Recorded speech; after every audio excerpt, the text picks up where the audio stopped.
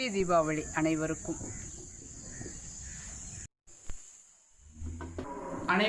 தீபாவளி நல்வாழ்த்துக்கள். நாங்கள் ரெகுலராக உட்காரை, கடலைப்பருப்பு உட்காரை, கேரட் அல்வா, பூசணிக்காய் அல்வா இதான் தீபாவளிக்கு ரெகுலராக செய்வேன். இன்னைக்கு சேஞ்சாக அசோகா அல்வா செய்கிறான்ட்டு. வேற ஒன்றும் இல்லைங்க, பைத்தம்பருப்பில் அல்வா செய்கிறது தான். திருவையாறு ஃபேமஸ் அசோகா அல்வா, அங்கே ரொம்ப ஃபேமஸ்ஸு. எங்கள் சார் இந்த வருஷம் மாறுதலாக இந்த அசோகா அல்வா பண்ணு மார்னிங் டிஃபனுக்கு அப்படின்ட்டாங்க. அதனால் தீபாவளி அன்னைக்கு அசோகா அல்வா தான் எங்கள் வீட்டில். அந்த ரெசிபி என்னென்ன வேணும் அப்படின்ட்டு சொல்லிட்டுங்களா? பாசிப்பருப்பு வேணும், கோதுமை மாவு கொஞ்சமே இருந்தால் போதும், நெய், ஏலக்காய், சர்க்கரை. பெரும்பாலும் கேசரி பவுடர் தான் பர்டிகுலராக போடுவாங்க. அது ஸ்ட்ராங்காக இருக்கும். அங்கெல்லாம் நான் சாப்பிட்ருக்கேன் பல விருந்தில். நான் எந்த கலரும் ஆட் பண்ண போகிறதில்ல, நேச்சுரல் கலர் தான். இதில் எந்த கலரும் ஆட் பண்ண போகிறதில்ல. இன்னொரு முறையும் செய்வாங்க. இதே இதில் வெள்ளைப்பாகு ஊற்றி, சர்க்கரைக்கு பதிலாக வெள்ளை சர்க்கரைக்கு பதிலாக வெள்ளைப்பாகு ஊற்றியும் செய்வாங்க. நான் இன்னைக்கு வெள்ளை சர்க்கரை போட்டு தான் செய்ய போகிறேன். ஸ்டார்ட் பண்ணலாங்களா? பருப்பு கழுவிட்டு நம்ம கொஞ்சம் நெய் ஊற்றி வறுத்துட்டு நம்ம வேக வச்சுக்கலாம்.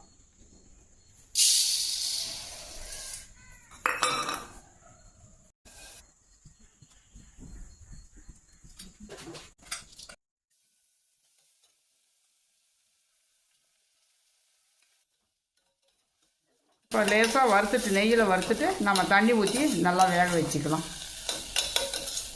நல்லா குழைய வெந்துடுச்சு. இருந்தாலும் நம்ம இந்த மாதிரி மேஷ் பண்ணிடலாம்.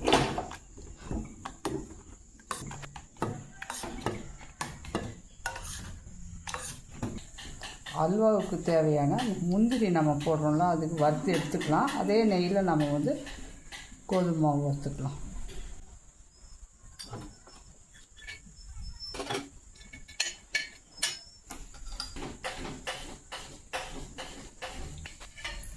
நல்லா இந்த மாதிரி நல்லா மேஷ் பண்ணிடணும்.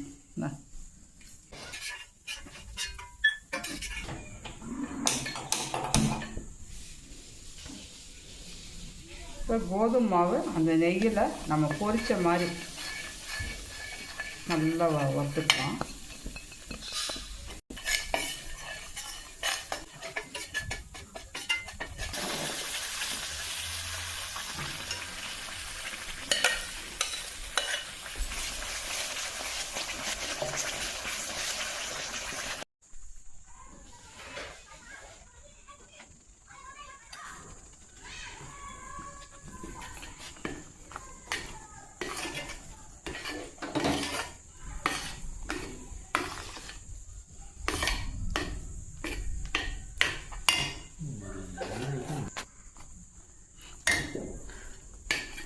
கலரை கொஞ்சம் ஜீனியம் போட்டுக்கலாம். நான் மதிப்பாக போட்டுக்கிறேன். ஆக்சுவலாக இது 1 கப் சுகர் இருந்தால் போதும். ஏன்னா 150 கிராம் பருப்பு, நமக்கு ஒரு 250 கிராம் அளவுக்கு சுகர் இருந்தால் போதும்.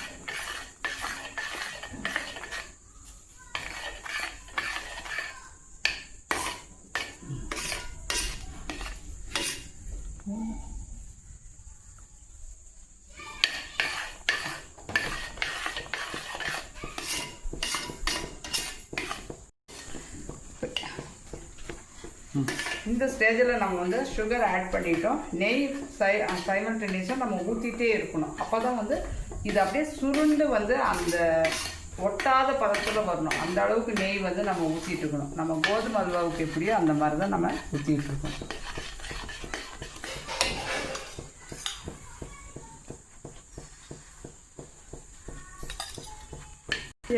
இந்த அல்வாவுடைய ஸ்பெஷல் என்ன தெரியுங்களா? அப்படியே வழுக்கிக்கிட்டு வரும். வழுக்கிக்கிட்டு இலையில மட்டும் விடுவாது, வாயில் போட்டாலும் அப்படியே அல்வா அப்படியே வழுக்கிட்டு போகும். அவ்வளோ நெய் ஊற்றுவாங்க இதுக்கு.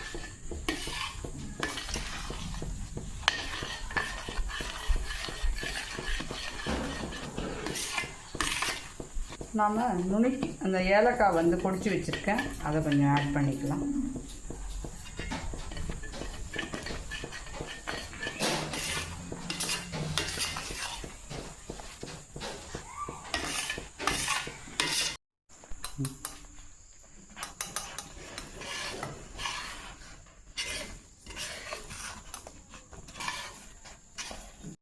சூடான டேஸ்டியான அசோகா அல்வா தயாராகிடுச்சு. சாப்பிடுவாங்க ஃப்ரெண்ட்ஸ். ஹாப்பி தீபாவளி.